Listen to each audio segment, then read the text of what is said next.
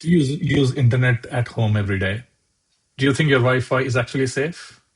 Think of your Wi-Fi modem provided by your ISP provider. It's probably the weakest security you can have.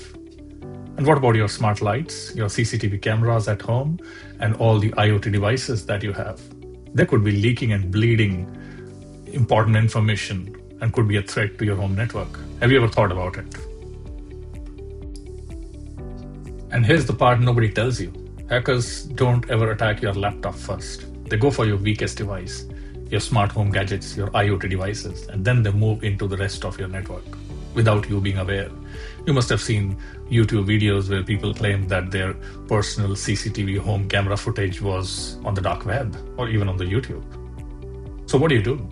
So the good news is you don't need to be an IT expert to protect your home network. All you need is a proper firewall. Not the basic one inside that ISP modem. It's not the capabilities that the ISP modem provides you.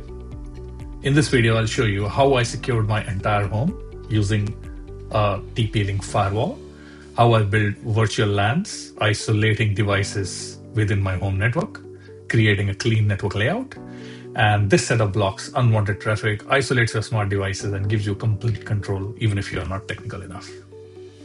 Let's get the basics right first. In your home, you just don't have one device online, you have dozens. You got mobiles, you got tablets, you got laptops, you got smart TVs, you got smart doors, and a whole range of automation. And every single one of those devices is a doorway into your network. Here's the real risk. Hackers don't attack your laptop first. They go after your weakest device, your smart bulb, your camera, your baby monitor. So what can a hacker actually do from inside your home network? A lot.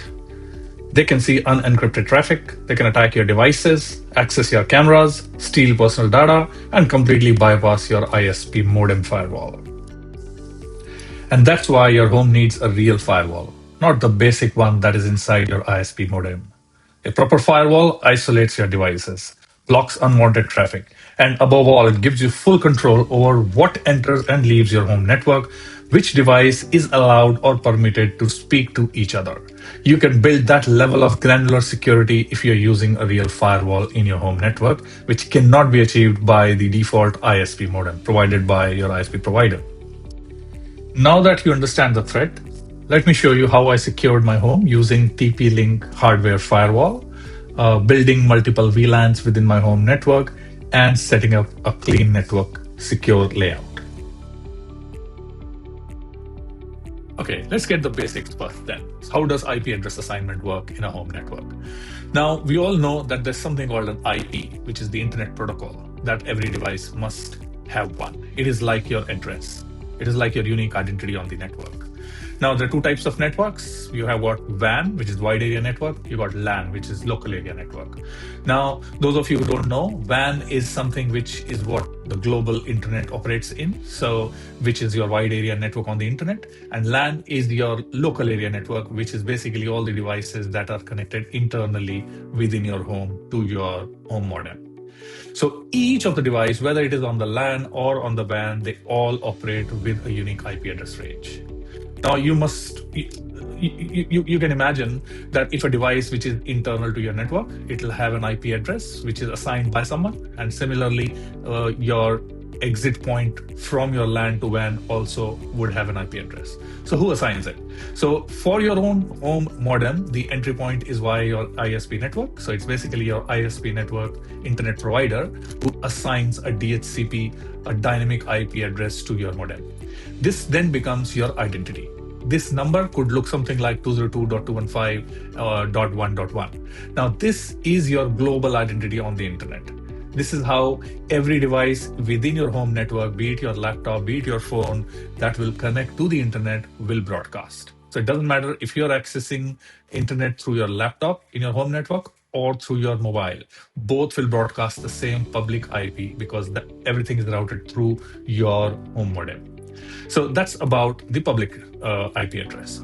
Now, each device within your LAN also must have a unique identity, and that's what is a private IP address. So private IP address, important to note, is based upon three ranges. So on typical home networks, you'll find that all the private IP address range starts from 192. So this is reserved, globally reserved. A public machine or a public device cannot have an IP address starting with 192. If you ever see an IP address 192, that's internal LAN.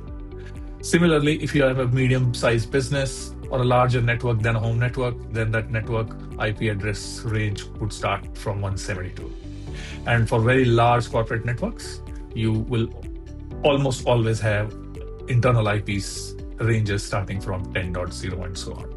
So these three are reserved for internal LAN.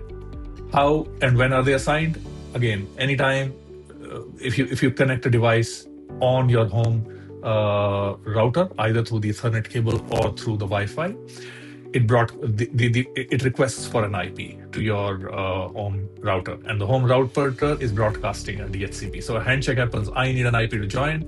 The router sends a packet, and it says, "Hey, this is the IP. Do you want to take it?" And it accepts it. That's how the handshake happens, and an IP address is assigned to your internal devices. So each of your internal device will have a unique IP address. Say we are talking about home, so 192.168.1.2. So that could be my mobile's IP address. Similarly, you could have an IP address 192.168.1.20, which could be your laptop's IP address, and so on and so forth. Now, why we are covering this in detail is because now this is how a traditional home network typically looks like, and pretty much that's how your home network is set up. You got an ISP provider who's providing you the internet. It assigns you an IP address to your home Wi-Fi modem. You plug that in with cable, Ethernet cable, and this Wi-Fi then broadcasts an SSID, which is what you're using to connect all your home devices with your Wi-Fi network. Now, all the devices, the important part that I want to cover here is that all the devices that your internet on your home network are on the same LAN. So remember, we covered in the last slide, there is WAN, which is wide area network, and there's LAN, which is local area network.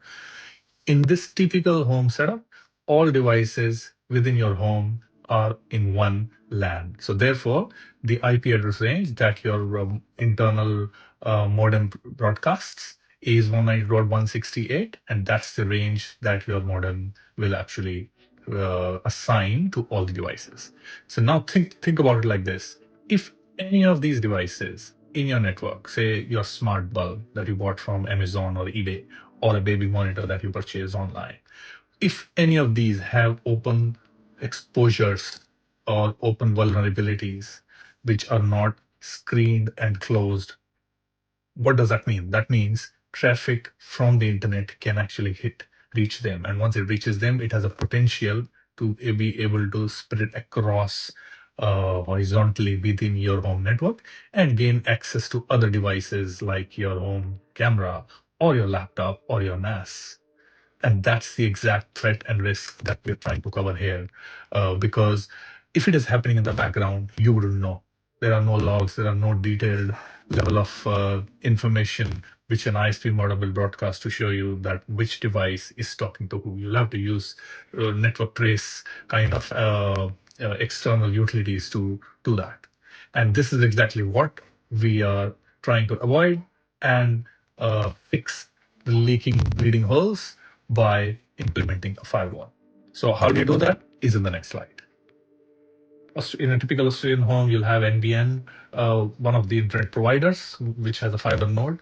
So Ethernet cable is coming through the NBN to my home my home. Now, prior to having this firewall here, this network cable was directly connecting to my Wi-Fi modem, which is my mesh network, Wi-Fi mesh network.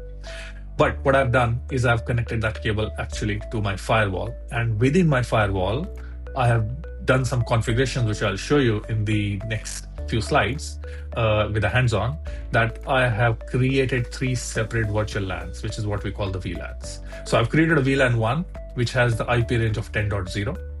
I've created a VLAN 2, which has an IP range of 192.168.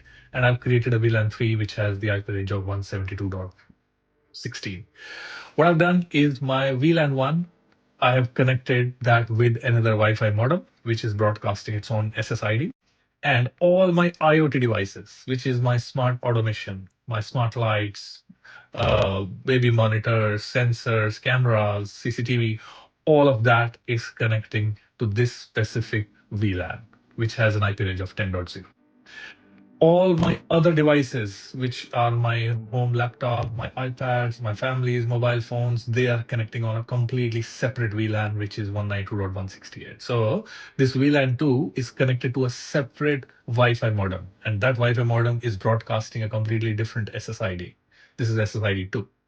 So all these devices are connecting to this. And my third and final VLAN is connected via cable to my NAS. And I'll make another video where I'll show you how you can actually make a private cloud within your home by using a network attached storage, which is what is called the NAS. So it's like a private cloud, remotely accessible from anywhere in the world within the home, just like you use the cloud these days. So what I've achieved, I have created 3 virtual LANs within my home. You can't achieve that through a traditional ISP modem. Everything connects to the same modem and all the devices are within the same network range. However, with this setup, I have created 3 isolated VLANs. Further, I have created rules that will prevent any device from VLAN 1 because I want to keep it isolated completely. They are the most riskier ones. They could be bleeding ports, bleeding some of the services, which will mean they can actually connect to my other devices within the home network. So what I've done is I've created rules that any device in VLAN 1 is not allowed to communicate with VLAN 3, which is my NAS, and my VLAN 2, which is my normal network where I operate on using my mobile and my laptops. However, I can set up rules that despite this, my mobile should still be able to access or operate a smart light, let's say, in my home, or be able to see my CCTV camera. So a communication from my VLAN 2 to VLAN 1 is allowed, but a communication from VLAN 1 to VLAN 2 is not allowed. It's blocked. So that's how I have created the segments of the network. And now in the next slides, I'll show you a hands-on how to achieve this.